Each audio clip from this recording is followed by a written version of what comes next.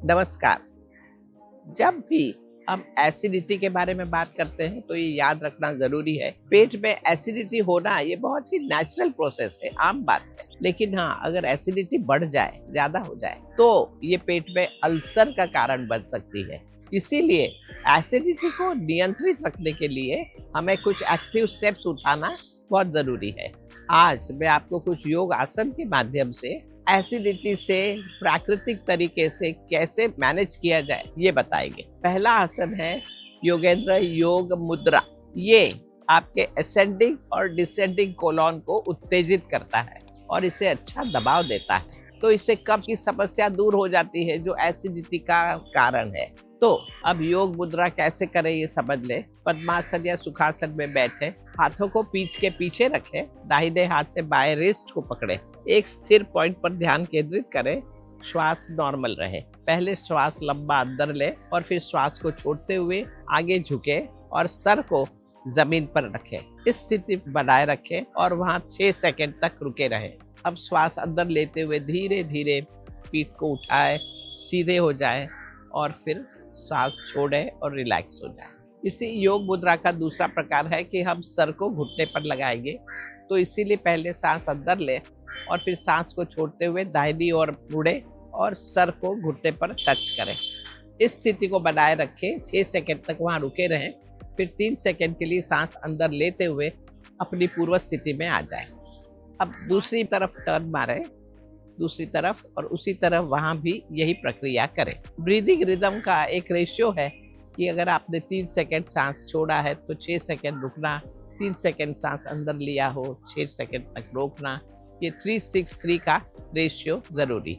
इसमें 3 बार ये करें और बीच में पॉज जरूर करें, रुकें।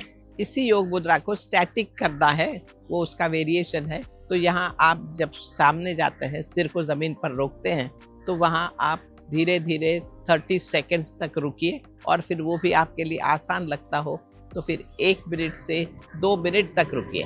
जब आप रुके रहते हैं तब सांसें नॉर्मल लेते रहिए धीरे धीरे। दूसरा आसन है योगेंद्र तालासन। ये एसिडिटी के लिए अच्छा है क्योंकि ये आपके पोस्चर को सुधारता है और पेट में जो एसिड एक्टिव हुआ है उसको फूड पाइप पे वापस जाने से रोकता है। तालासन में सीधे खड़े रहे, दोनों पैरों के बीच में 1 फुट की डिस्टेंस हो, दोनों पैर समानांतर हो, दोनों हाथों को साइड में रखा जाए, आंखों की दृष्टि बिल्कुल सीधी सामने एक जगह हो। अब सांस अंदर लेते हुए दोनों हाथों को आगे से ले जाकर ऊपर की ओर ले जाएं, सीधा, और साथ साथ में दोनों पैरों को भी ऊंचा करें। एड़ियां ऊपर आएगी, हाथ और पैरों की गतिविधि साथ साथ में हो, न्यूरोमस्कुलर कोऑर्डिनेशन हो। दोनों हाथ जब ऊपर जाते हैं तब पूरा शरीर को ऊपर की तरफ खिंचाव दें और वहाँ 4 सेकंड तक रुके रहे और उसके बाद में हाथ को पीछे की ओर गोल घुमाते हुए सांस छोड़ते हुए वापस पूर्व स्थिति में आ जाए। अब इस तालासन के कम से कम 3 राउंड जरूर करें। तीसरा आसन है योगेंद्र वज्रासन। मेडिटेटिव पोज है। ये आसन खाने के बाद अगर तुरंत किया गया तो पाचन शक्ति स्ट्रांग हो जाती है। हमने जो खाना खाया है वो अच्छी तरह पच सकता है। ये डाइजेस्टिव सिस्टम को अधिक ब्लड प्रदान करता है। तो आप जमीन पर बैठ पर घुटनों के बल बैठे, दोनों घुटने साथ में हो और पीछे दोनों एड़ियां एक दूसरे से दूर हो, लेकिन दोनों अंगूठे पैरों के जुड़े हुए हों, पास पास में हों। शरीर को धीरे धीरे नीचे लाकर पैरों के बीच में जो जगह बनी है उसके अंदर बैठें। रीढ़ की हड्डी को सीधे रखें, पीठ को नॉर्मल रखें, हाथों को घुटने के थोड़े पीछे रखें और यहाँ फिर आंखें बंद कर लें और अपनी श्वासों पर ध्यान केंद्रित करें। मन भटकता रहता है, धीरे धीरे श्वासों पर ध्यान केंद्रित करने से मन का भटकाव जो है वो कम कम होते हुए रुक जाता है। वज्रासन को 5 से 10 मिनट करना जरूरी है, एक बार ही करें और खाना खाने के तुरंत बाद ही करें। चौथा है योगेंद्र निष्पन्द भाव। योगेंद्र वज्रासन करने के तुरंत बाद, क्योंकि वज्रासन आपने अगर खाना खाने के बाद किया है, वैसे तो कभी भी कर सकते हैं, लेकिन अगर किया है तो उसके तुरंत बाद आप योगेंद्र निष्पन्द भाव करें ताकि कोई भी टेंशन, स्ट्रेस को कम कर दिया जाए। जो कि एसिडिटी का मुख्य कारण है, वो है स्ट्रेस और टेंशन। तो योगेंद्र निष्पन्द भाव में आप दीवार के सहारे बैठे, पूरी पीठ दीवार पर लगाए, सिर को दीवार से टिका दें, पैरों को सीधा करें, दोनों हाथों को घुटने के ऊपर रखें, हाथों की हथेलियां ऊपर की ओर हो और दोनों पैरों के बीच में 2 से 3 फीट का डिस्टेंस रखें, जिससे ये बहुत आराम की स्थिति होती है। और आप इस स्थिति में आंख बंद करके जितनी भी आवाज़ें आपको सुनाई दे रही है उसको सुने, कोई विचार ना करें, पैसिवली आवाज़ों को सुने और शांति से बैठे रहें। अगर फ्लोर पर आप नहीं बैठ सकते तो कुछ नहीं, कुर्सी पर बैठे, पोस्चर बस आरामदेह हो, उस पर ध्यान ज़्यादा ही नहीं चाहिए। ज़रूरी है कि आप आरामदेह स्थिति में हो या नहीं, और आंख शांति से बंद करके आवाज़ों को सुन सकते हो या नहीं। इस स्थिति में 15 मिनट तक बैठे।